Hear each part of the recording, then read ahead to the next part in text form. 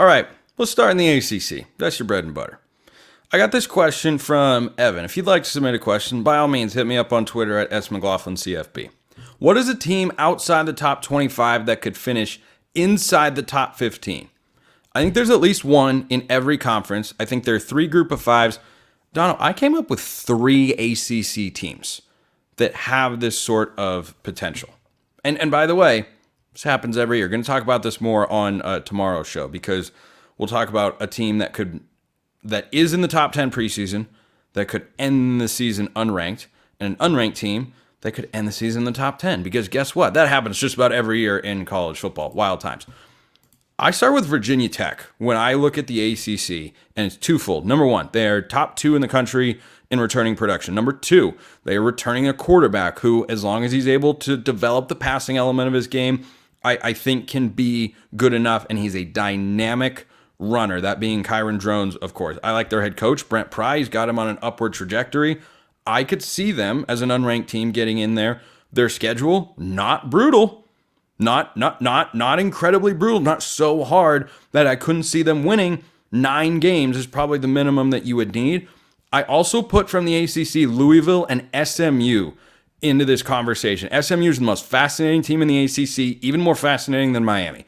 I think they are wildly compelling because of all the rapid upscale investments they've put in their football program. It is here and now. They want to compete now. And if they come in and are an ACC contender in year 1, I think it lessens the blow of Florida State and Clemson leaving one day. I'm totally in concert with you on SMU, and it's not only because it's a super talented, well-coached offense. I think the defense is going to have some things to prove stepping up into the Power 4. But Agreed. Rhett Lashley's an offensive genius. Their quarterback, Preston Stone, is perfect for that system.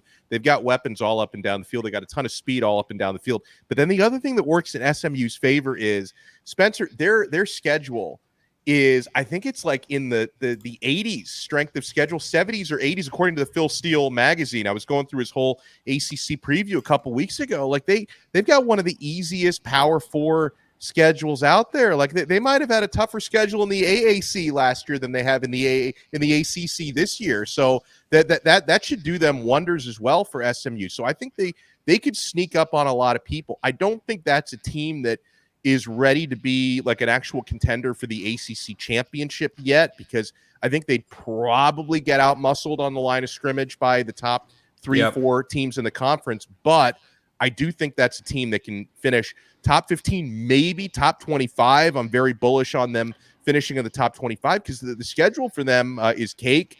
I fully agree with you on Virginia Tech, and I'll just add something on Kyron Drones. There are a few quarterbacks in the country that have worked harder in the offseason. I had a chance to talk with Kyron a little bit at ACC Kickoff Media Days a few weeks back, and I've talked multiple times with Cam Ward, who talks about the workouts that Kyron Drones, and Shedeur Sanders do together. They have the same offseason quarterbacks coach, and I don't think these guys have any hobbies outside of football. I know Cam Ward fishes, but I don't think there's anything. This guy just fishes and plays football all day. I think it's the same thing with Kyron Drones. So that dude works incredibly hard. So I co-sign on Virginia Tech.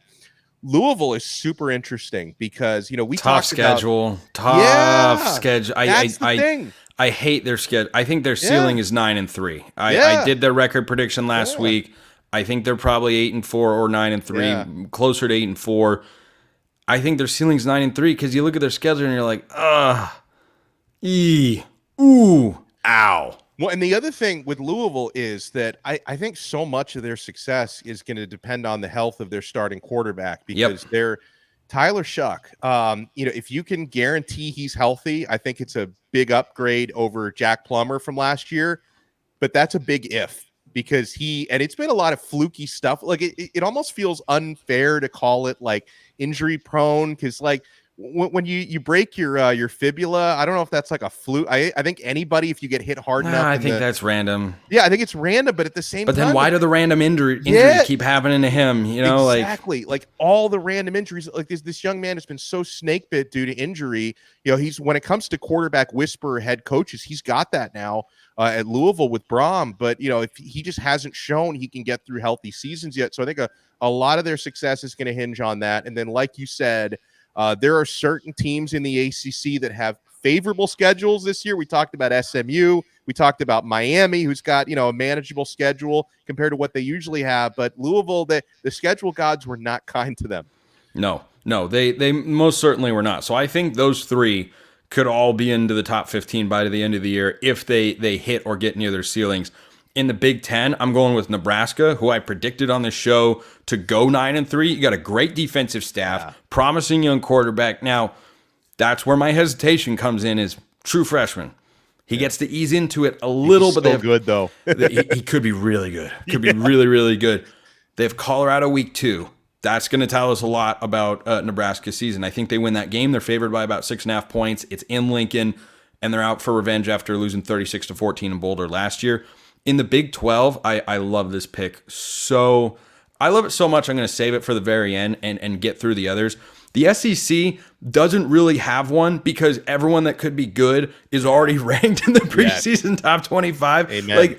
The answer is Florida, I guess, because Florida's schedule is so brutal. If they go 8-4, they would be in the top 15. If they go 8-4, they might make the playoffs. If they go 8-4, their schedule's so tough. They might deserve that 100%. I would also watch for Evan 3 Group of 5 teams or no G5 teams in the top 25. Correct me if I'm wrong there, Donno. But I don't think there were any Group of 5 teams in there. Memphis, Tulane, Boise State. Those are some of the G5 heavy hitters. You could watch for a UTSA. You could watch for a James Madison maybe. But my favorite pick here, if you gave me one team, even more than the ACC squads, unranked, who ends the season in the top 15, give me the Golden Knights of UCF.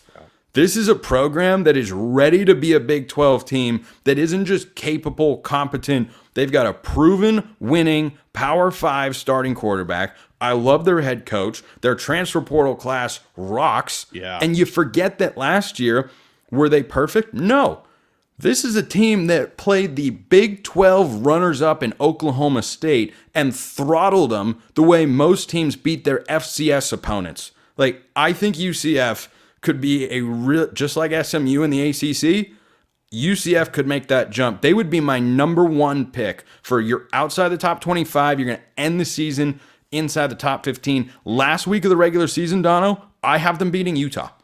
Ooh, in Orlando, game is in Orlando, not in Salt Lake City. I'm not crazy, okay? I'm not on drugs here, but I think that's going to be Utah's one loss in the regular season. Well, and I can speak for their infrastructure being not too far from their campus. It's actually, a lot of people don't know this about UCF, but I think that they've got the second largest student body enrollment. I think the second largest in the country, behind only Ohio State. Those rankings may fluctuate, but as of recently, they got the second largest student body in the country. They've invested a ton in their infrastructure over the past 10, 15 years. They had that season where they celebrated a national championship. They didn't get into the national title game, but they had that undefeated year, and they had a parade, and they had rings and all that. But it's a program that's been close before, but they're building it the right way. And when it comes to not only the nice on-campus stadium, good infrastructure facilities, but they've also become,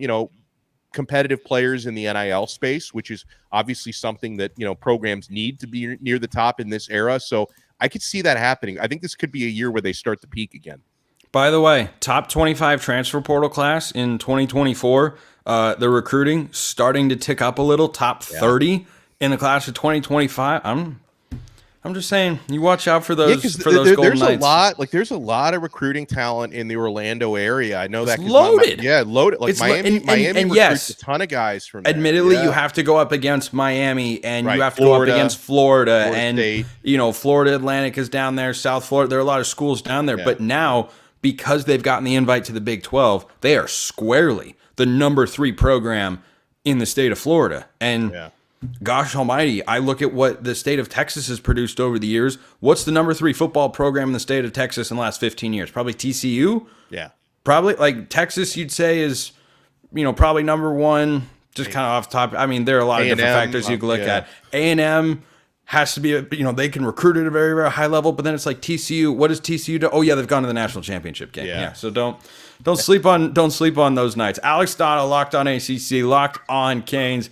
Donno, appreciate you coming by today. Always a pleasure, Spencer. Thank you for having me.